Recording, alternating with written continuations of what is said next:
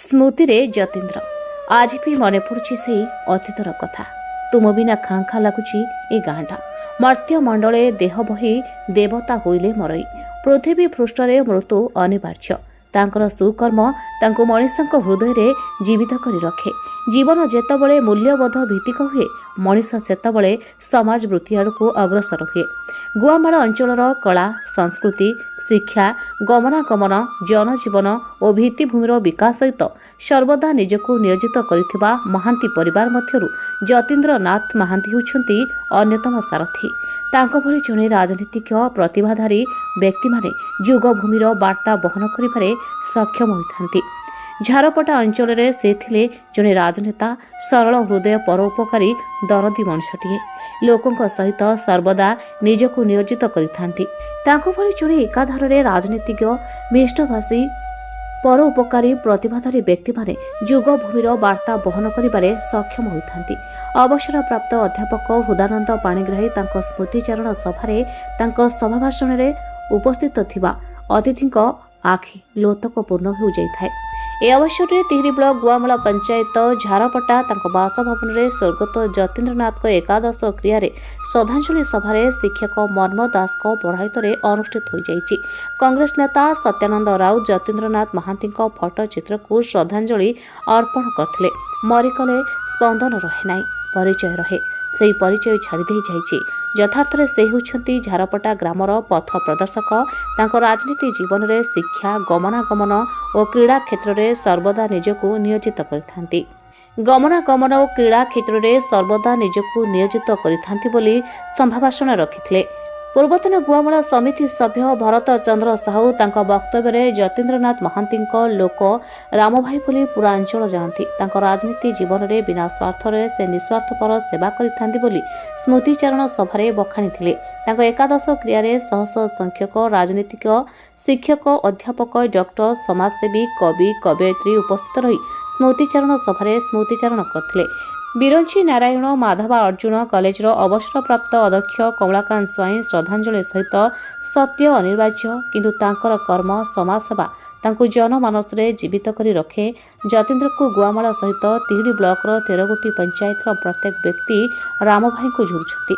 जीवन को अर्थपूर्ण करी जीवार कला रामभाई को सर्वदा स्मरणीय करी रखियो बोली कहिथिले।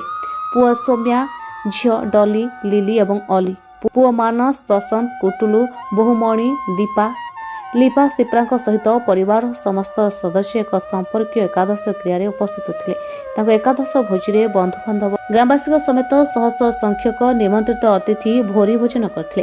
सत्यानंद राउत समाजसेवी राम भाई को मो 2015 मसीह जानी 2017 पंचायत निर्वाचन में मुझे जिला परिषद कांग्रेस दल तरफ अनुरोध करी से मो अनुरोध रक्षा करते और जिला परिषद कैंडिडेट आउ से बहुत निष्ठाभाषी आउ साहाय्यकारी उपकारी आउ समस्त संगे से कम समय भितर मिसी पारती समस्त को उपकार करती से भाया जड़े व्यक्ति मु जड़े बड़ भाई को हर तिहिड़ीर एवं आपणकर आखपाख भद्रक जिलार गोटे भल लोक को आम हरइचु घर मुरबी को हरइचु से दुख प्रकाश करुच्ची। मु जड़े मो परिवार सदस्य को हरइची आउ तांको भलिया व्यक्ति मु भावुची समाजर विरल आउ तांको भलिया लोक मिलवा बहुत कष्ट आउ जगन्नाथ पाखरे प्रार्थना करुच्ची जोठी रुहंतु भलर रुहंतु पिला मानकु आशीर्वाद करंतु पिला माने केमिति तांकरी बाटरे अनुप्राणित होई के आगु जिवे।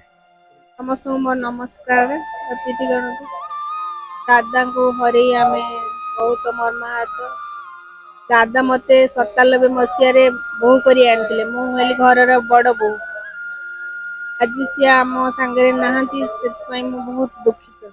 स्मिता मु तांकर सान झियो स्नेह बुली मोर आमर प्रिय दोल साई बापा हराई आम बहुत दुखरे मर्माहत।